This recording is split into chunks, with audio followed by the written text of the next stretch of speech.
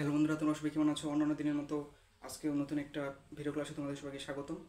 অন্যান্য দিনের মতো আজকেও আমরা আহ, মানিকচন্দ্র চট্টোপাধ্যায়ের যে উপন্যাস রয়েছে এবং তিনি কী নামে পরিচিত ছিলেন এবং তাকে কী নামে ডাকা হতো সে সম্পর্কে আমরা আলোচনা করব। বোর্ডে কত লাইন দেখতে পাচ্ছ, এই লাইনগুলো মানিকচন্দ্র চট্টোপাধ্যায়ের যে উপন্যাস এবং তাকে কী নামে তিনি পরিচিত ছিলেন সেইগুলো অ্যাড করা হয়েছে। এখানে প্রথমে দেওয়া আছে যে কি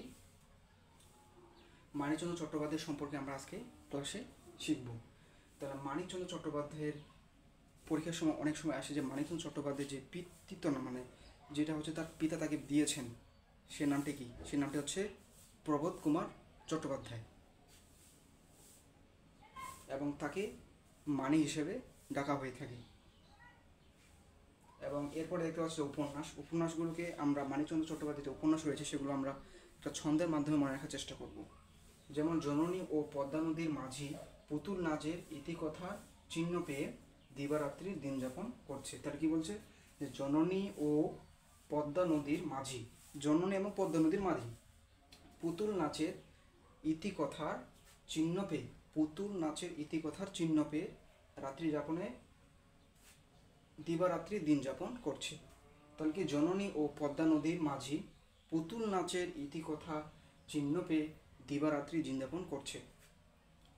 এখন আমরা মানিকচন্দ্র চট্টোপাধ্যায়ের যে উপন্যাস রয়েছে সেগুলো নিচে আন্ডারলাইন করব।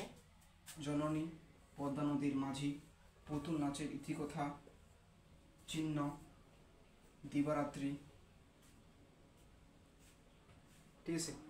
আর এরপর দেখতে পাচ্ছেন প্রথম গ্রন্থ, অর্থাৎ মানিকচন্দ্র চট্টোপাধ্যায় যে প্রথম যে গল্পনা রচনা করেছেন সেটা হচ্ছে অতসী সীমামি, যেটি সাধারণত তিনি 20 বছর বয়সে রচনা করেছিলেন। তাহলে কি এটা খুবই গুরুত্বপূর্ণ যে মানিকচন্দ্র চট্টোপাধ্যায়ের প্রথম গ্রন্থ হচ্ছে অতসীমামি, যেটি তিনি 20 বছর বয়সে রচনা করেছিলেন। এবং এরপরে তিনি সাহিত্য, উপন্যাস বিভিন্ন ক্ষেত্রে খুবই গুরুত্বপূর্ণ ভূমিকা রেখেছেন।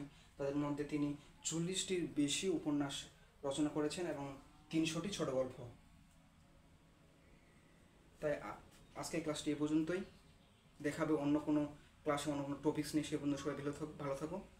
আর আজকে ক্লাস করে যদি একটু হলেও উপকৃত হয় তাহলে অবশ্যই চ্যানেলকে সাবস্ক্রাইব করবে এবং কমেন্ট এবং শেয়ারের মাধ্যমে উৎসাহিত করবে। সবাইকে অনেক অনেক ধন্যবাদ।